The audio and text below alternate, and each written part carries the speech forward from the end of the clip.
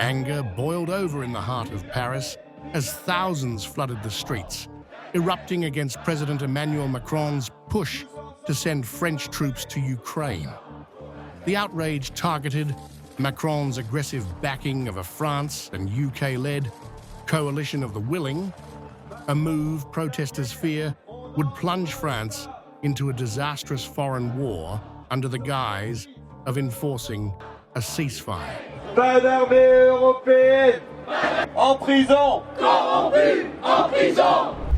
In a searing act of rebellion, demonstrators tore apart the European Union flag, torching their fury at France's deepening entanglement in the Ukraine conflict and condemning the EU's slavish alignment with NATO's war drive.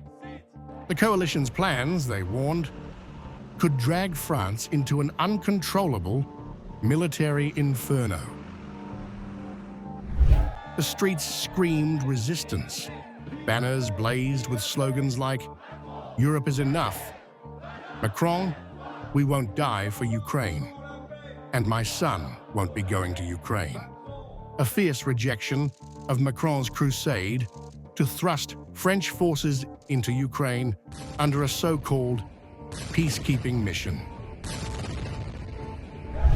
Amid clouds of smoke and the wail of sirens, protesters accused Macron of hijacking France's future, steering the nation toward a devastating war without public consent. They denounced his obsession with crafting a militarized EU, slamming it as a reckless gamble with French lives.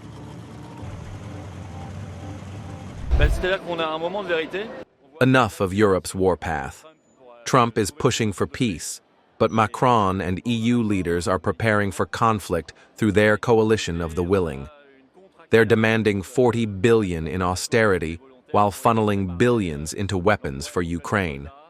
It's peace or war, and we want peace. Fears of mass conscription echoed loudly, with many warning that Macron's campaign for strategic autonomy, alongside the UK and Baltic states, masked a plan for deeper French bloodshed in Ukraine. The government is lying. Managers are already training soldiers. After the reservists, it will be our sons next. Macron's coalition of the willing will cost us everything.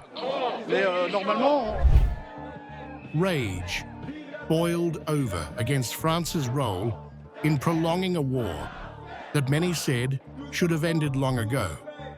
Protesters demanded France break free from the EU's war machine and reclaim its neutral voice, accusing European leaders of hijacking peace for sinister geopolitical ambitions. France should act as an interposition force for peace, not attack.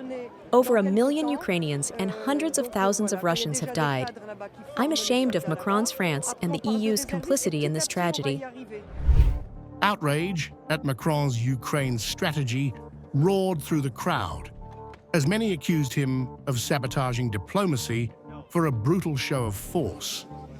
Macron's leadership of the coalition of the willing, which convened 30 defense ministers in Brussels on April 10, 2025, stood in stark defiance of growing public demands for an urgent ceasefire. Ukrainians and Russians are dying for nothing. The territory keeps shrinking. Contrary to what Macron claims, Russians are ready to negotiate. The EU's obsession with power is fueling this bloodshed.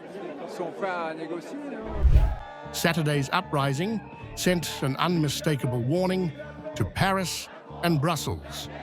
The people reject Macron's warmongering. France stands at a crossroads. Embrace peace or brace for a tidal wave of unrest, shaking the foundations of government itself.